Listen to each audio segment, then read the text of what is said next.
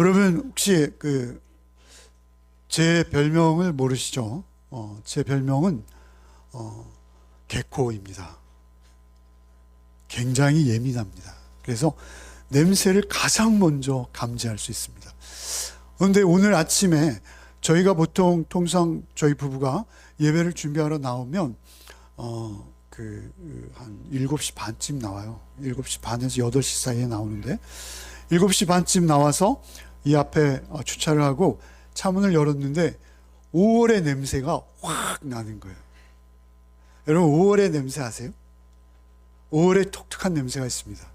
제 코가 작아도 성능이 뛰어납니다. 그래서 5월의 냄새를 확 맡으면서 참 상쾌하다, 너무 감사하다. 사실은 그렇게 생활에 특별히 변화는 없습니다만 그냥 평범한 계절, 또 주일날 아침에 그냥 119편, 지난 한 주간도 119편을 묵상했는데 너무 감사하다 이런 생각을 하면서 교회로 올라왔습니다. 여러분 우리가 10일 이상 이 119편을 묵상해 왔어요. 한 장입니다. 단지 한 장일 뿐이에요. 그런데 그 말씀을 장장 10일이 넘게 우리가 묵상을 한 거죠. 말씀의 향기가 얼마나 진동하는지 모르겠어요. 여러분 119편은 그 짜임새나 내용면에 있어서 가장 정교합니다. 사실은 그 히브리어로 이 답관체거든요. 짜여진 그 짜임새나 이런 것들이 이것은 너무 향기롭다 라고 여겨질 수밖에 없는 한 문장 한 문장들이 이어지고 있어요. 5월에 그 문장을 우리에게 허락하셨다라는 것이죠. 그 저자의 말씀을 향한 사랑과 감탄이 가득 들어있다라는 것이죠. 그 119편을 오늘까지밖에 묵상할 수 없다는 것이 저는 좀 안타깝습니다만 그 119편의 전체를 사실은 결론 지을 수 있는 세 절이에요.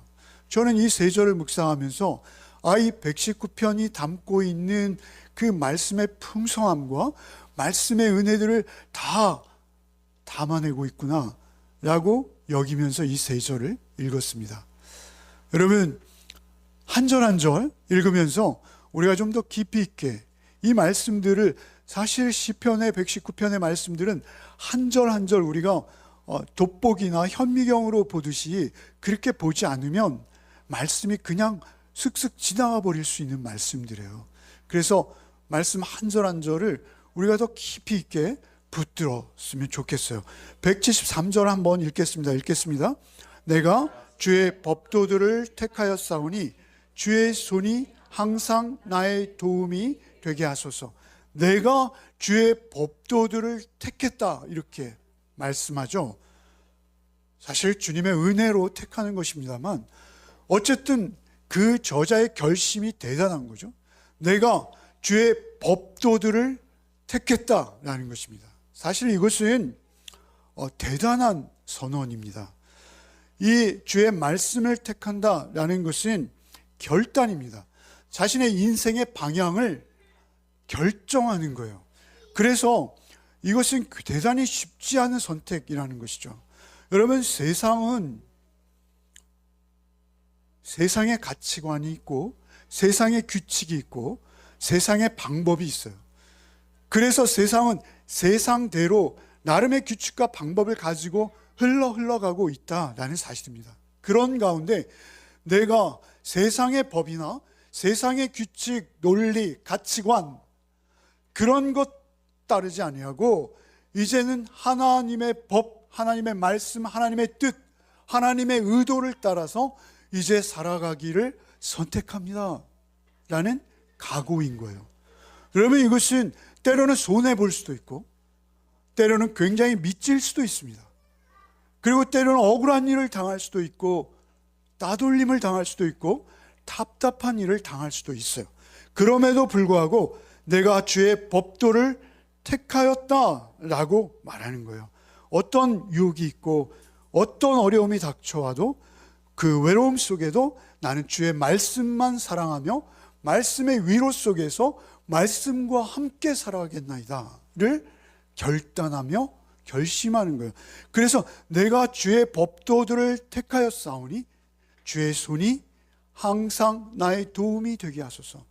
그러한 하나님의 의도와 하나님의 뜻을 따라 살아갈 때 사실은 내 힘과 능력으로 되지 않는다라는 말씀이 이 안에 있는 거예요. 내가 주의 법도들을 택하였으니 주의 손이 항상 나의 도움이 되게 하소서. 내가 주의 말씀을 따라 이제 살기를 결단하고 한 걸음 한 걸음 주와 함께 주의 말씀에 순종하는 삶으로 나아갈 터이니 주여 주의 손으로 나를 붙들어 주옵소서.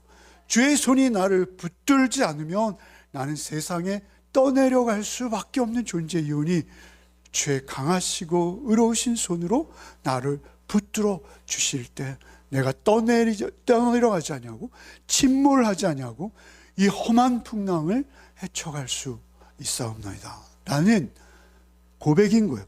항상 나의 도움이 되게 하소서. 무엇이요? 주의 손이. 주의 손이. 신인 동용론적 표현이죠. 말씀을 선택한 자가 구할 수 있는 손입니다. 그 손을 구하는 그 모습 속에서 떠오르는 첫 번째 사람이 있습니다. 사실 누구입니까? 베드로입니다. 베드로. 우리가 잘 아는 베드로죠. 베드로는 사실은 업으로서의 삶을 버리고 주의 제자 된 삶을 살기로 선택한 거예요. 그리고 하룻밤에 이제는 놀랍게도 그 갈릴리 바다에 잔뼈가 굵은 그가 이제 그 바다에 빠져서 죽을 수도 있는 위기 가운데 있었어요. 그런 위기 가운데서 주께서 물 위를 걸어오시는 것을 배웠죠. 놀랐습니다. 믿을 수 없었습니다. 있을 수 없는 일이었어요. 그래서 주님을 향해 크게 외친 거죠. 주여, 만일 주시거든 주님의 유령이나 주님의 허상이 아니라 내가 따르는 주님이시거든 나를 걸어 물 위로 오게 하소서. 놀라운 부탁이죠. 놀라운 주문입니다. 사실 우리의 인생이 고해입니다. 고난의 바다와 같은 우리의 인생 가운데 우리 주께서 우리를 찾아오시는 거예요. 그때 그가 물 위를 걷게 하소서라고 청할 때 예수님께서는 그저 한마디 하셨어요. 오라, 오라. 초청하신 거죠. 오라. 발을 내디뎠죠. 그리고 주님을 바라보았습니다. 그리고 주님을 향해서 한 걸음 한 걸음 뛰어놓았습니다만 그가 볼 수밖에 없었던 것은 거친 파도였습니다. 파도는 아직 몰아치고 있었고 그의 뺨을 차갑게 부딪히는 그 풍랑의 바람, 그 물보라들을 느낄 수밖에 없었던 것이죠. 물을 보는 순간 그는 빠져드는 것이죠.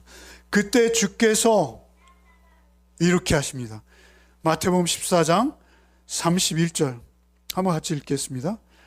예수께서 즉시 손을 내밀어 그를 붙잡으시며 이르시되 믿음이 작은 자여 왜 의심하느냐. 예수께서 즉시 손을 내미신 거예요. 손을. 구체적으로 그의 삶 속에 그의 빠져가는 그 속에서 나를 구하소서라는 그의 간절한 외마디 외침을 듣자마자 주님께서 손을 내미신 거예요. 그가 회개했다거나 그가 어떤 주님을 향해서 어떤 대단한 태도의 변화를 보인 것이 아닙니다. 그냥 주님께서는 그를 향해서 손을 내미시는 것이죠. 그 손은 누구의 손입니까? 그 손은 창조주의 손입니다. 그 손은 하나님의 손입니다. 그 손은 십자가를 지시는 손이요.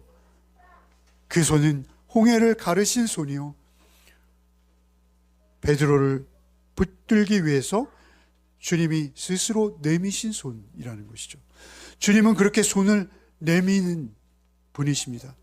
회개를 보고 내미신 것이 아니라 그저 두려움에 빠진 자에게 손을 내미시는 거예요. 두려움에 빠진 자에게 아무 보상이나 대가 없이 손을 내미시는 거예요. 여러분, 이사야는 그것을 이렇게 표현하죠. 이사야 41장 10절 한번 같이 읽겠습니다. 두려워하지 말라. 내가 너와 함께함이라. 놀라지 말라. 나는 내 하나님이 됨이라. 내가 너를 굳세게 하리라. 참으로 너를 도와주리라. 참으로 나의 의로운 오른손으로 너를 붙들리라. 오른손으로. 어떤 오른손이요? 의로운 오른손. 하나님의 정의로우신 하나님의 의가 담긴, 주님의 뜻이 담긴 그 손을 내밀어 우리를 하나님의 의를 따라 살게 하시겠다는 것입니다. 하나님의 의로운 손을 내밀어 우리를 붙드시는 줄 믿으시기 바랍니다. 우리가 그냥 사는 게 아닙니다. 이 불의가 많은 세상 속에서 하나님의 의와 공평을 따라 우리가 하나님 앞에서 말씀을 기준으로 살아가는 자들입니다. 그 의의 손으로 우리를 붙들어 주시겠다라는 그 이사야의 약속은 사실은 계속되어 온 약속이에요. 여러분, 다윗은 어땠습니까? 다윗의 시편 18편 16절 읽어봅시다. 그가 높은 곳에서 손을 펴사 나를 붙잡아 주시며 많은 물에서 나를 건져내셨도다. 다윗의 그 복은 무엇입니까? 심지어 자기가 물에 완전히 빠져버린 거예요. 그러한 상황에서 이제 생명조차 기대할 수 없는 상황에서 그 물 속에서 하나님께서 손을 내미신 거예요. 그 손을 붙들고 올라온 거예요. 다윗의 삶 속에서 위기가 얼마나 많았습니까? 다윗만큼 많은 위기를 통과한 정말 험난한 파도를 거쳐온 자가 없습니다. 그런 다윗이 어떻게 하나님의 의로운 말씀을 붙들고 끝까지 자기의 생애를 감당해낼 수 있었겠어요? 그 아들에게 손을 얹어 축복하던 그의 마지막 그 떨림의 기도까지 그의 생애가 이어질 수 있었던 것은 오직 하나, 하나님의 손이 그와 함께하고 계셨던 것입니다. 여러분, 우리는 하나님의 손을 구하는 자들입니다. 출애굽 때 홍해를 가르시던 손, 광야에서 만나를 내려주시던 그 주님의 손, 그 구원의 손이 우리와 함께 하심을 믿습니다. 그 손이 우리와 함께 하실 줄 믿습니다. 가장 위기의 순간, 가장 더 이상 갈 길이 없습니다. 이제는 빠져서 죽는 것 외에는 선택의 여지가 없습니다 할 때도 주님은 우리에게 손을 내미시는 분이십니다. 그 손길은 우리를 당신의 나라까지 인도하실 수 있는 능력의 손이요, 하나님의 손인 것을 믿으시기 바랍니다. 그 손만이 우리의 구원의 손이요, 우리가 잡아야 될 손이요, 우리가 의지해야 될 손인 것입니다. 174절, 175절 한번 읽겠습니다. 여호와여, 내가 주의 구원을 사모하여 싸우며 주의 율법을 즐거워하나이다. 내 영혼을 살게 하소서. 그리하시면 주를 찬송하리이다. 주의 규례들이 나를 돕게 하소서. 여호와여, 내가 주의 구원을 사모하여 싸우니, 주의 구원을 사모하였어요.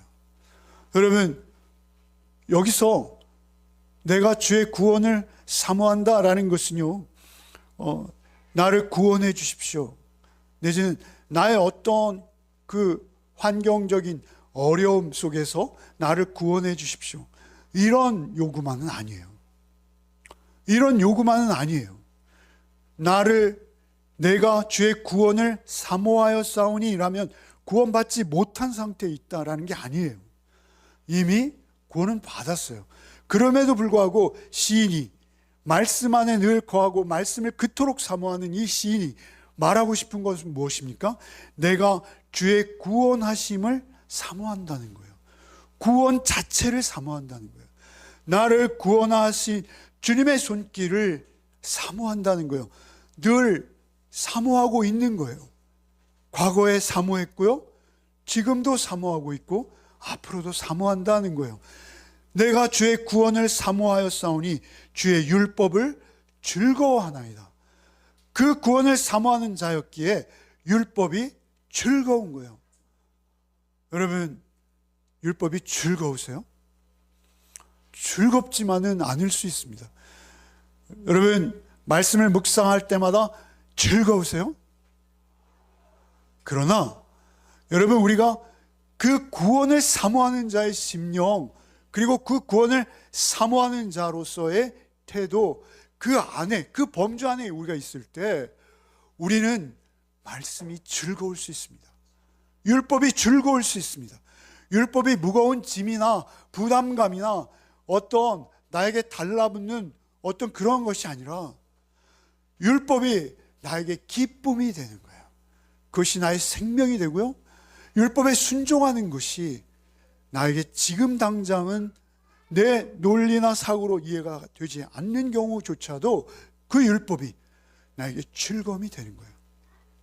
그 즐거움, 주의 구원을 사모하여 싸우며 주의 율법을 즐거워하나이다. 내 영혼을 살게 하소서. 내 영혼을 살게 하소서. 지금 죽어 있다는 이야기는 아닙니다. 여기에 맥락은 무엇입니까? 내 영혼이 하나님 앞에서 살기를 원한다는 것입니다. 내 영혼을 살게 하소서라는 것은 내가 죄악의 소굴과 세상의 음란함과 음탕함에 떠내려 가지 않게 하시고 내가 하나님 앞에서 살게 하소서. 내가 하나님의 율법과 규례와 말씀을 따라서 하나님의 공의와 사랑을 실현해내는 존재로서 하나님 앞에서 생명되게 해주십시오. 하나님 앞에서 살아가는 생명으로 존재할 수 있도록 주여 나를 그 앞에, 주님 앞에 늘 살게 하소서 라는 소망까지 있는 거예요. 내 영혼을 살게 하소서. 그래야 하시면 주를 찬송하리이다, 이렇게 말하고 있어요. 여러분, 주님 앞에서 살아가는 자, 그 영혼이, 여러분, 우리가 생물학적으로 다 살아있어서 숨쉬고 뭐 얼굴도 좀 만져서 이렇게 반질반질하게 하고 그런다고 살아있는 게 아니에요. 여러분, 살아있다라는 건 뭐냐면요, 하나님을 의식하고 하나님을 인식하는 상태가 살아있는 거예요. 여러분, 하나님을 인식하고 하나님을 의식하고 늘 하나님 앞에 있다는, 살게 하다라는 이 히브리어는 생기 있게 하다, 활력을 불어넣다, 부활시키다, 사전적 의미예요. 생기 있게 하다, 활력을 불어넣다, 부활시키다 라는 것이죠. 생명을 얻은 자로서 영으로 살아가는 거예요. 육으로 살아가는 게 아니라 이제 영으로 생명 얻은 자답게 주님을 찬송하는 자리까지 나가는 거예요. 여러분, 우리가 살아있으면, 하나님 앞에 살아있으면, 하나님 앞에 살아있는 생명이면 하나님을 노래할 수밖에 없어요. 하나님을 찬양할 수밖에 없어요.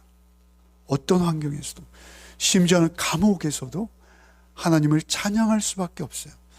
여러분, 그 구원을 사모하는 자, 그리고 그 율법을 즐거워하는 자, 내 영혼을 살게 하시는 그분 앞에 찬송하는 인생들이 되시기를 바랍니다. 주의 규례들이 나를 돕게 하소서. 그렇게 살아갈 때 주의 규례들이 나를 돕는다는 거예요. 주의 규례들이 나를 돕게 하소서. 이 규례라는 히브리어는, 여러분, 제가 히브리어로 말하면 잘 아실 거예요. 하나님의 공의, 의할 때 두 단어가 있었죠. 체데크가 있었고 미시파트가 있었어요. 여기 미시파트예요. 미시파트. 하나님의 규례대로, 하나님의 판단, 하나님의 결정, 하나님의 공의, 하나님의 공의로우신 판단과 결정을 쫓아서 살게 해주십시오. 나의 지식이나 교리적인 알량한 상식이 아니라 하나님의 미시파트, 하나님의 의로우심대로 내가 그 하나님의 판단과 결정을 늘 모시고 살아가게 해주십시오. 세상의 가치관이나 세상이 상대주의나, 여러분, 세상은 얼마나 서로를 비교하며 그 알량한 키를 재고 있습니까? 그러한 세상의 상대주의적 사고가 아니라, 세상의 가치관이 아니라, 그런 물질주의가 아니라, 그런 세속주의가 아니라 하나님의 성품을 반영하는 자로서 날 구원하신 하나님 앞에 한 영혼 한 영혼을 소중히 여기며 그 영혼들 앞에서 하나님의 인격과 성품으로 살기를 원합니다. 그 미시파트, 그 규례로, 그 규례 들이 나를 돕게 하소서. 그 공의가 우리를 도와주실 때만 우리가 소망의 삶을 살 수 있다라는 것입니다. 그 규례를 항상 우리가 읊조리며 그 규례를 우리의 입에 담고 우리의 마음과 영혼에 담아낼 때 살 수 있다는 것입니다. 마지막 절을 한번 읽겠습니다. 176절 시편 119편 마지막 절 읽겠습니다. 이른 양같이 내가 방언하니 주의 종을 찾으소서. 내가 주의 계명들을 잊지 아니함이니이다. 여러분, 이게 시편 119편의 마지막 절이에요. 마지막 고백. 마지막 고백.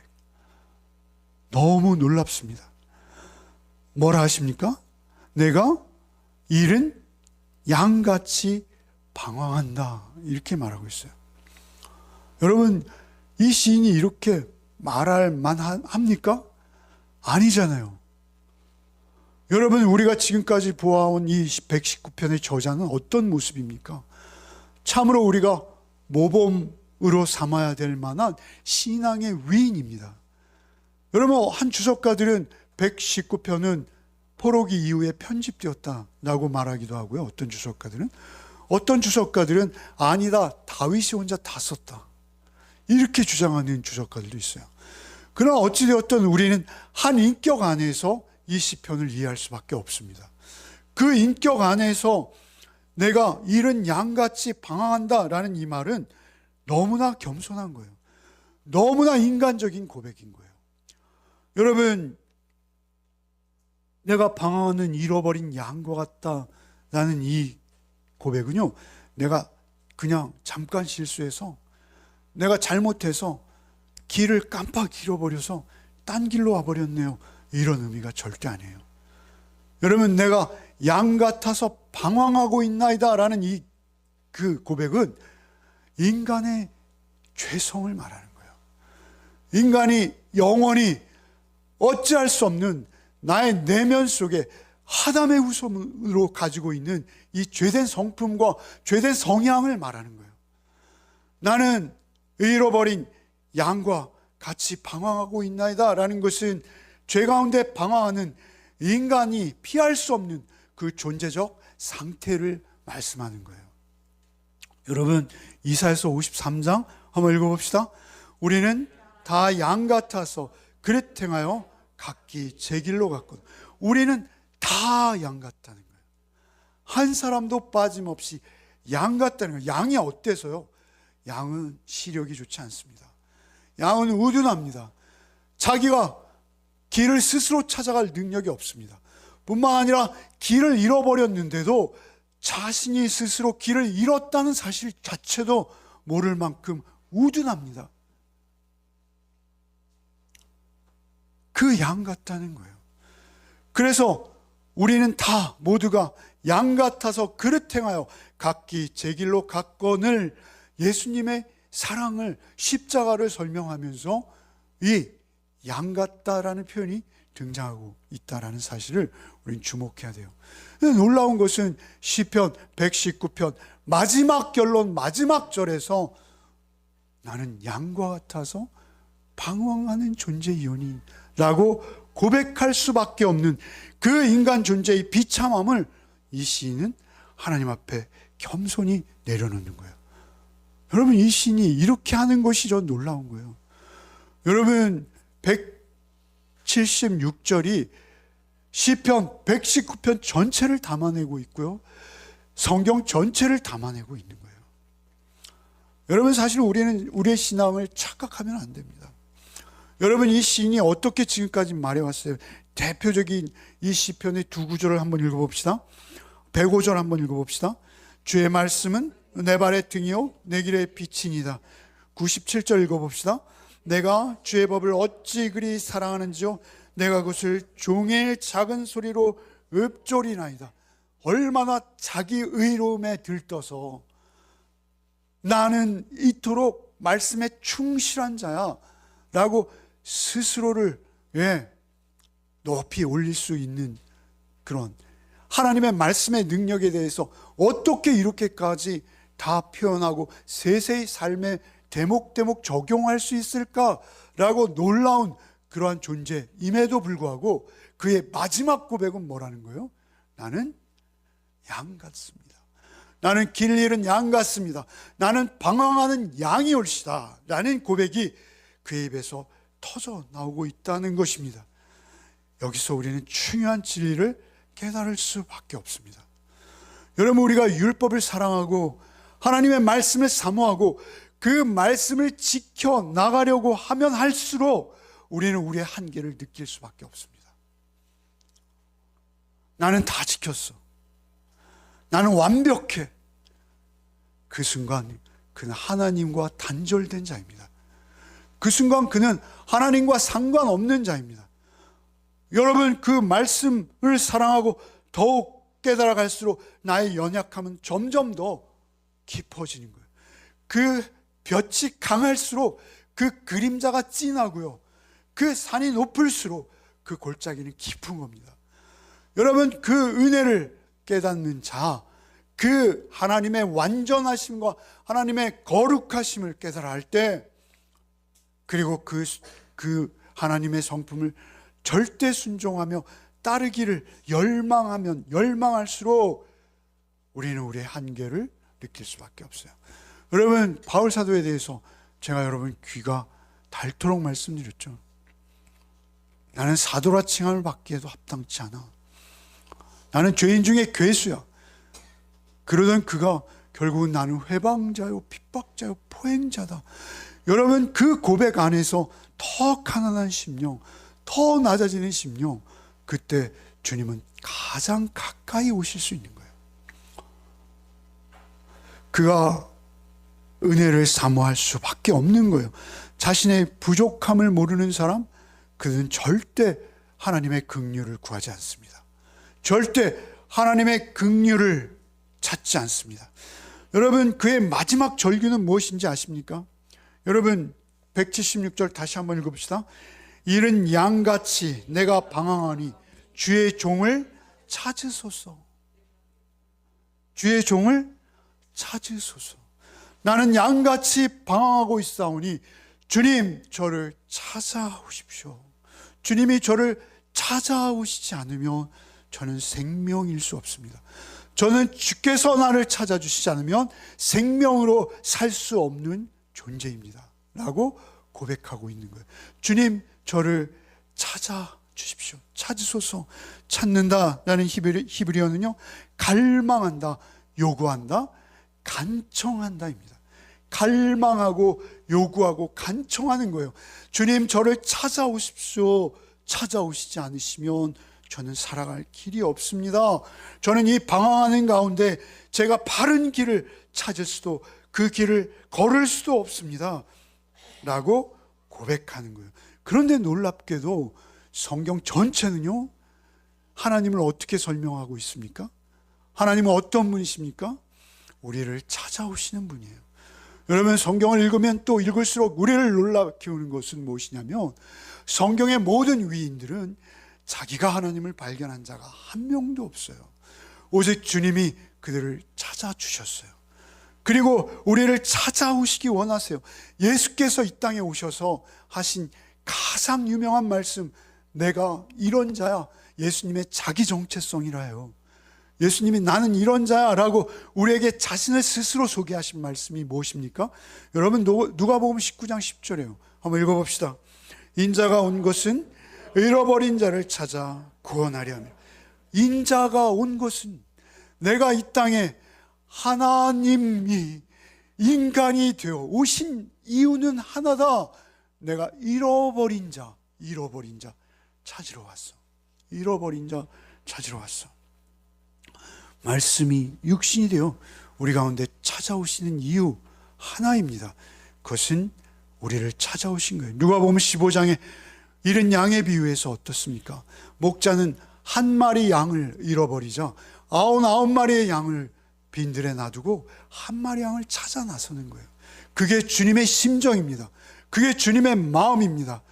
그 종을 찾으소서. 주여, 우리를 긍휼히 여기시고 날마다 나를 찾으소서라는 것이 우리의 기도일 수밖에 없어요.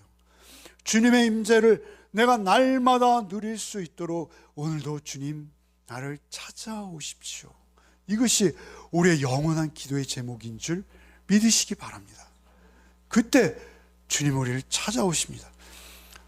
마지막으로 76절 한 번만 더 읽겠습니다. 이른 양같이 내가 방황하오니 주의 종을 찾으소서. 내가 주의 계명들을 잊지 아니함이니이다. 주의 종을 찾으소서. 그러나 이 시인에게 한 가지 은혜가 있어요. 그것은 무엇입니까? 주께서 주신 은혜인데요, 계명들을 잊지 않는 거예요. 계명들을 기억하고 있는 거예요. 그 계명을 따라 바른 삶을 사는 것과 계명을 기억하는 것과는 또 다를 수 있어요. 그러나 어쨌든 그는 계명을 기억하며 그 계명에 순종하기 위해서 주님이 내 안에 거주하시기 원하시는 거예요. 찾아오십시오. 나를 찾아오십시오. 내 안에 거주하셔서 그 계명이 살아있는 주의 음성이 되게 하여 주시옵소서. 이것이 이 시인의 요구인 거예요. 여러분, 우리는 주의 말씀을 기억하기 위해서 암송하는 거예요. 여러분, 암송을 매번 넣어드리는 이유는 뭡니까? 주의 말씀을 기억하기 위해. 그 말씀이 때로는 멀리 있는 것 같아도 기억하십시오. 그것이 누구의 음성인지 우리가 들려올 때가 있어요. 여러분, 그 기억하는 말씀이, 그 기록된 말씀이 누구의 음성인지 여러분 우리에게 은혜로 들려주실 때가 있는 거예요. 여러분, 그 음성이 누구의 것인지 어떻게 압니까? 그 목자의 음성인지 아닌지 어떻게 압니까? 아니요, 우리가 그 말씀을 중얼거리며 읊조리고 있을 때, 여러분이 묵상 노트를 앞에 펴놓고 주님 앞에 간절한 마음으로 기도하며 이 말씀 가운데 주의 음성 한마디라도 듣게 해주십시오 라고 여러분이 귀 기울이면 주님은 반드시 말씀하세요. 여러분, 요한복음 10장에 뭐라 하십니까? 나의 양들은 내 음성을 듣나니, 이렇게 말씀하세요. 내 양들은 내 음성을 듣나니, 내 양들은 내 음성을 안다, 또 이렇게 말씀하세요. 내 음성을 아는 거로 따라온다, 이렇게 말씀하세요. 여러분, 주님은 우리에게 그 음성 들려주시기 원합니다. 그러나 중요한 것은 우리의 간구도 중요한 거예요. 여러분, 이것은 동시에 일어나는 것이기도 합니다. 주님은 어떤 목자이십니까?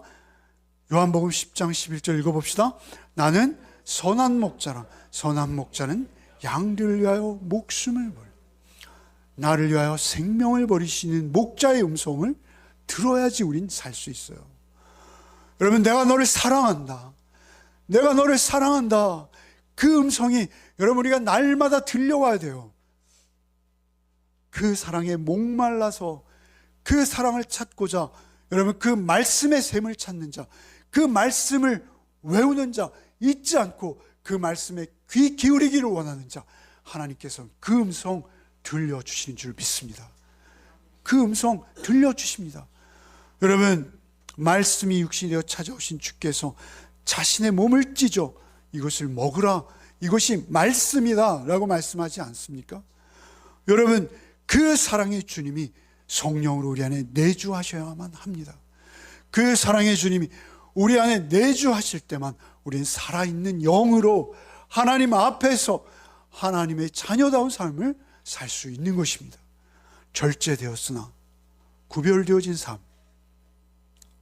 그러나 그 안에 풍성한 사랑이 의도되어져 있는 삶, 그리고 그 사랑이 흘러가는 삶, 여러분, 그것은 오직 주님이 우리 안에 찾아오셔야만 합니다. 그리고 그 음성을 날마다 들려주셔야만 합니다.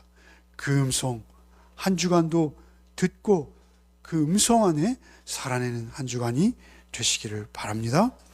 우리의 삶이 가치롭고 또 영광스럽고 하나님의 성품을 반영하는 삶을 살기 위해서는 주께서 나를 택하셨고 찾아오셨고, 우리가 구원을 사모할 때 우리의 영혼이 생명으로 살아나서 하나님 앞에 생명의 삶을 살 수 있다는 것을 기억하시고, 내가 잃은 양, 방향을 잃어버릴 수밖에 없는 연약한 내 스스로 설 수 없는 존재라는 것을 늘 고백하며 주님만 의지하고 주님을 모셔드리고 주님 내 안에 말씀하여 주옵소서, 주의 종을 찾아주시고 오늘도 그 음성 저에게 들려 주옵소서. 이것이 여러분의 기도가 되셔야 할 것입니다. 그때 주께서는 우리를 주의 음성으로 주의 말씀 쫓아서 사는 주의 순종한 어린 양으로 우리도 품어주시고 그러한 삶을 살게 해주실 줄 믿습니다. 주님, 우리가 이 자리에 주님을 예배하는 예배자로 설 수 있게 하신 것 감사합니다. 우리의 선택이 부족할 때 주께서 주의 손이 우리를 도우셨고, 우리의 믿음이 부족할 때도 주의 능하신 손이 우리를 잡아주셨기에 우리가 예배자로 설 수 있음을 고백합니다. 주여, 여전히 이른 양과 같이 방황하는, 참으로 우리의 시력이 약하고 방향 감각이 없으나 주님, 우리를 긍휼히 여겨 주시옵시고 오직 주님이 매일매일 우리의 삶 속에 말씀으로 찾아와 주시옵소서. 우리를 포기하지 아니하시고 주의 종을 찾아주시는 주님이심을 우리는 믿습니다. 주의 계명을 잊지 않으려고 늘 몸부림하며 주의 생명의 길로 이끌어 주심에 감사하며 주의 말씀을 늘 읊조리며 살아가는 또 한 주가 되게 하여 주시옵소서. 오직 이 세대를 본받지 말고 하나님의 뜻을 분별하며 하나님의 정의로우심과 공의로우심과 그 풍성하신 사랑을 찬송하며 그 말씀 따라 살아가는 또 한 주가 되게 하여 주옵소서. 예수 그리스도 이름 받들어 기도하옵나이다. 아멘.